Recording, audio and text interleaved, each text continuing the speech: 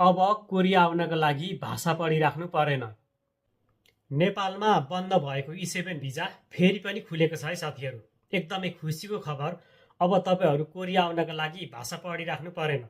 यदि तपाईँहरूसँग कुनै पनि प्रकारको सिप छ भने सिधै E7 भिजा मार्फत दक्ष कामदारको रूपमा चाहिँ कोरिया आउन सक्नुहुनेछ। त्यो पनि भाषै नपढिकन।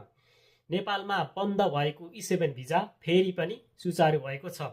यो सुचारू भएसँगै अब धेरै युवाहरूले चाहिँ E7 भिजा मार्फत दक्ष कामदारको रूपमा कोरिया आउन पाउनेछन्।